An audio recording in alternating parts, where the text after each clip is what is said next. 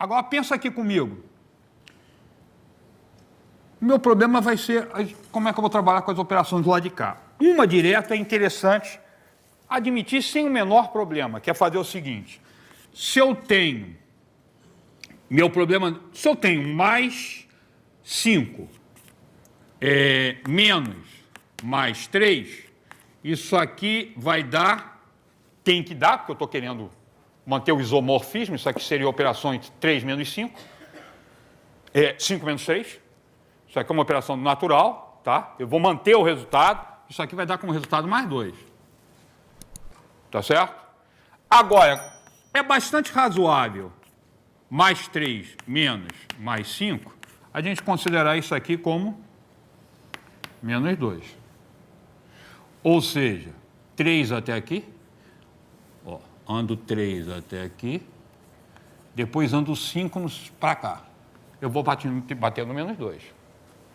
Tá? Ou seja, é bastante razoável supor que somar, que é possível obter resultados negativos, agora na operação, porque foi para isso que eu criei esse conjunto.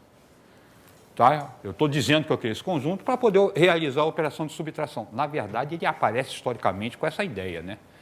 Esse conjunto é bastante novo, ele surge junto com números complexos.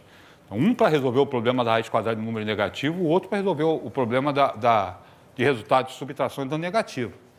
Tá? Mas tem livro, eu já peguei texto, quando o resultado dava negativo, não tem resultado. Ou seja, ele aparece como operação, mas não se admite como resposta. Hoje a gente admite direto, ele é um número com o mesmo direito de qualquer outro. Outra coisa que nós vamos admitir é o seguinte: somar um negativo, por exemplo, mais 5, mais menos 3, vai ser a mesma coisa que subtrair um positivo. É razoável? Isso aqui é razoável pela própria ideia da condição do problema. Esse aqui é razoável? É razoável, você consegue convencer as pessoas. Convencer como? A partir de uma aplicação. E aqui eu vou parar para discutir um pouquinho. Trabalhando com a ideia de dívida, por exemplo.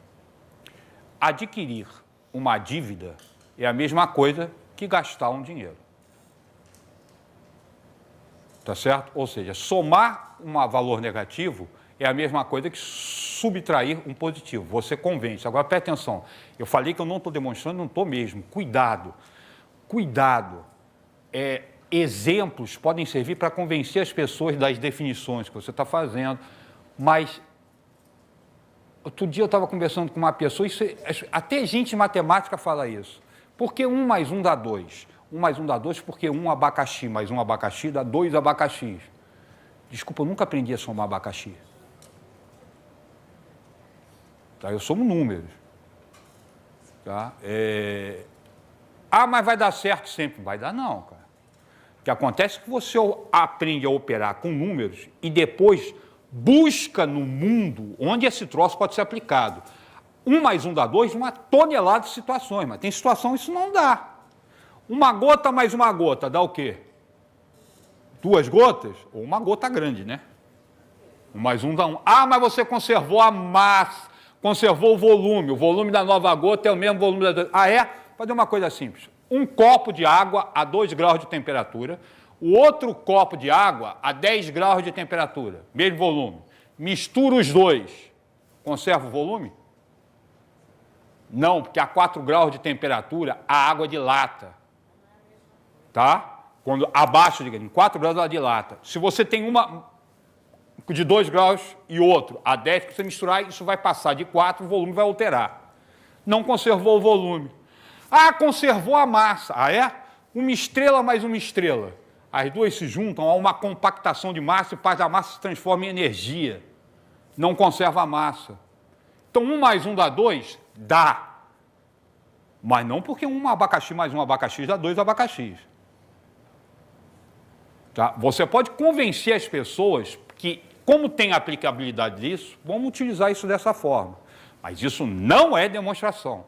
Diga de passagem com um livro chamado Princípio à Matemática, só vou falar o nome de um dos autores, que é Bertrand Russell, o outro nome eu não sei falar. Withard, não sei como é que se pronuncia aquele troço, né? É consoante demais. Eu não sei qual a pronúncia correta.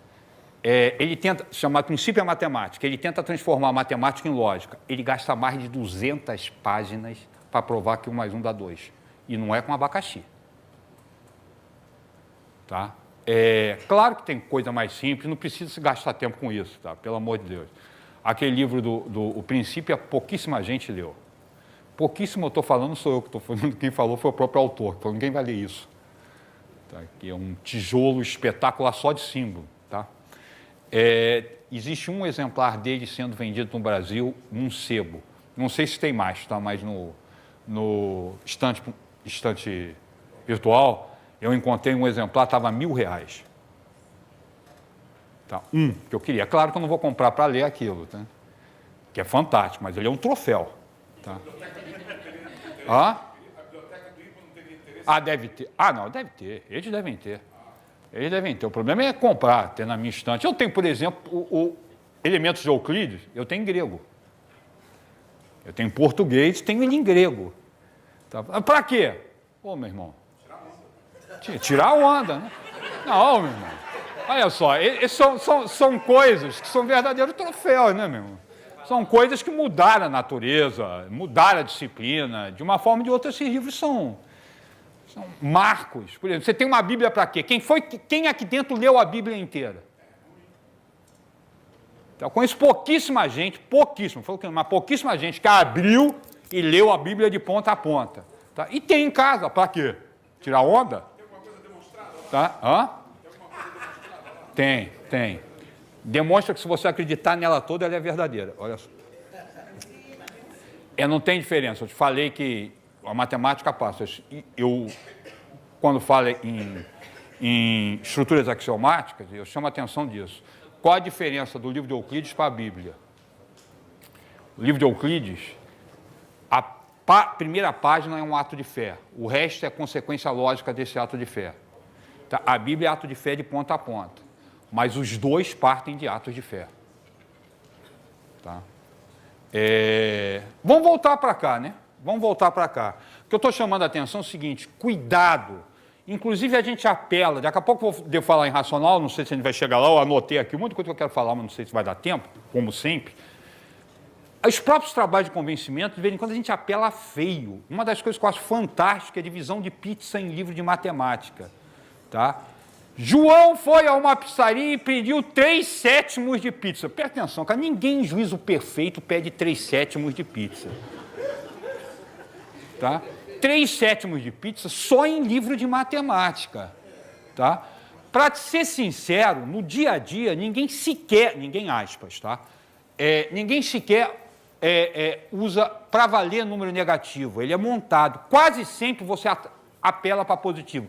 Com frações, com inteiro. Por exemplo, já tem experiência feita das pessoas trabalhando com dinheiro. Centavo é fração de real. Certo? As pessoas trabalham separadamente centavo real. São coisas distintas, como se existissem duas moedas. De vez em quando pega um monte de centavo e converte. Tá? Mas ali ainda você tem uma brincadeirinha disso. Agora, pizza.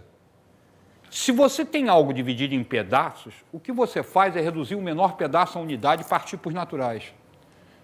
Divide a pizza em 8 partes que você passa a comer uma fatia de cada vez. Então, você não tem 1/8 de pizza, você tem uma fatia. Você vai pedir, me vê 3 fatias. Tá? Melancia. Divide a melancia, o cara cortou a melancia, está vendendo. Aí o que você faz? Por favor, o senhor quer me ver 3/5 de melancia? Ninguém pede isso. Ele vai dividir e me vê 3 pedaços dessa melancia. Ou 3/8. Porque, na verdade, o pedaço passa a ser a unidade. Você converte a brincadeira. Tá? O que não significa que... Fulano comprou uma barra de chocolate, dividiu em 10 pedaços, comeu 2 dela. Quanto ele comeu? 2 pedaços.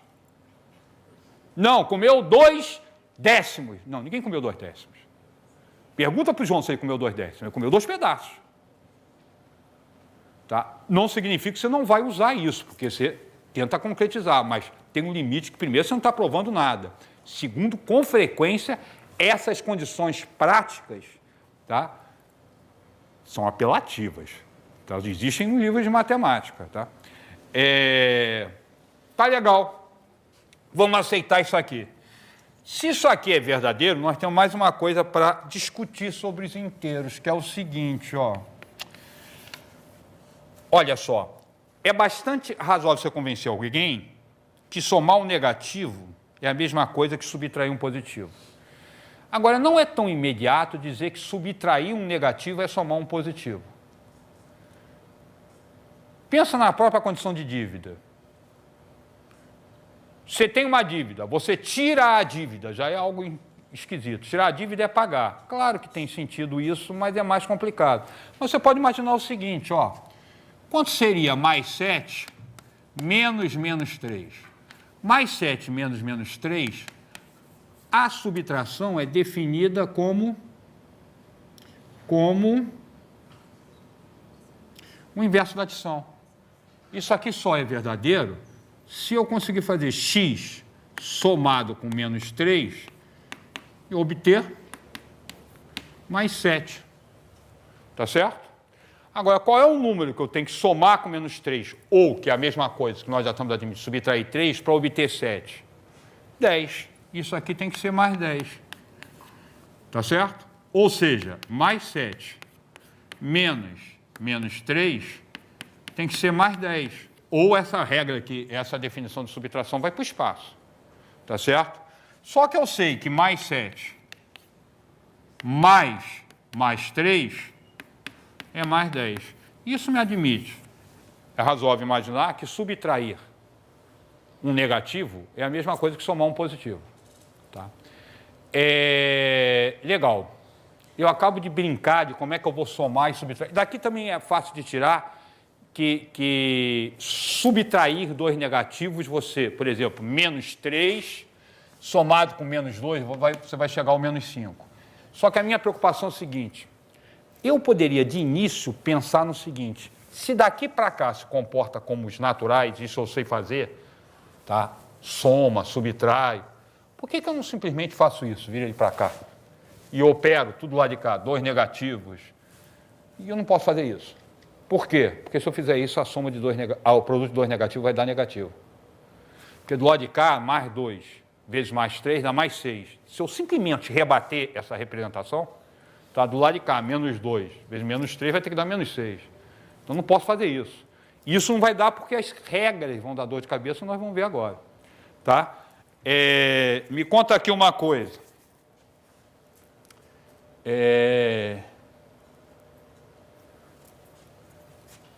Aqui ele tem uma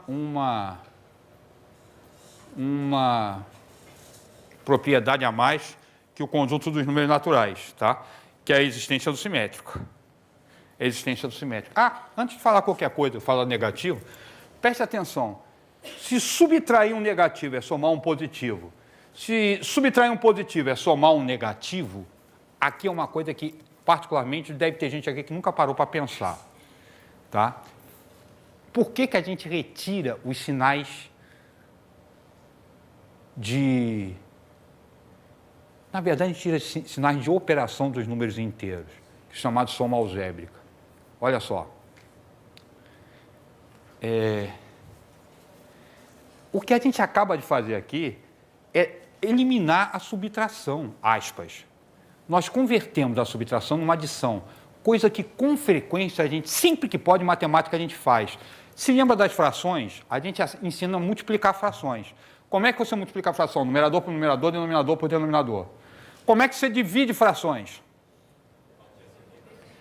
Conserva a primeira, multiplica pelo inverso da segunda. Por que você não ensina? Você pega o numerador da primeira, multiplica pelo denominador da segunda, isso dá o numerador do resultado, depois pega o denominador da primeira, multiplica pelo numerador da segunda, isso dá o numerador do resultado. Não, você criou uma regra específica para divisão.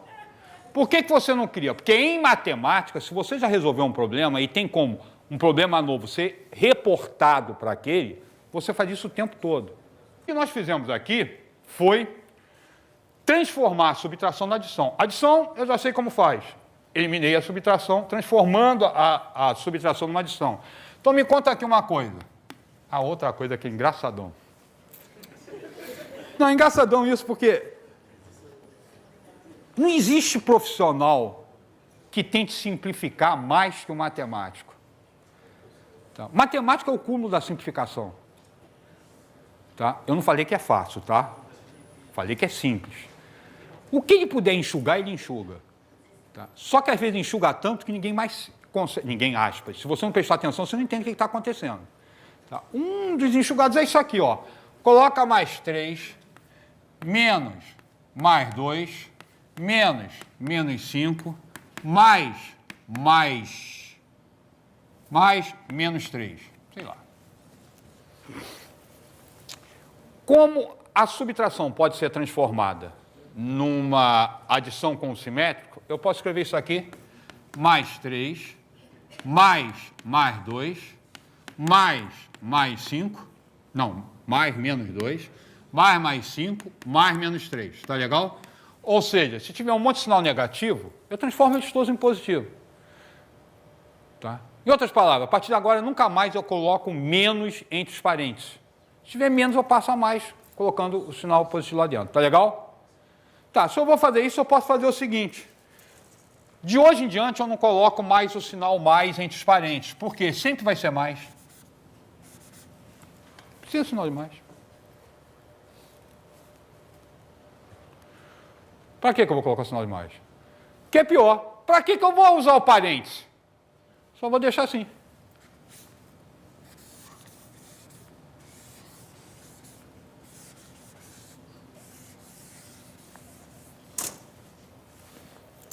O que é isso? Isso é uma soma. Que sinais são esses? Sinais operatórios. Não, na verdade, eles são sinais determinantes. Isso aqui é mais 2 somado com menos 2, somado com mais 5, somado com menos 3. Tá? Aí a gente quer escrever a expressão inteira porque está mais do que acostumado a fazer isso. Tá?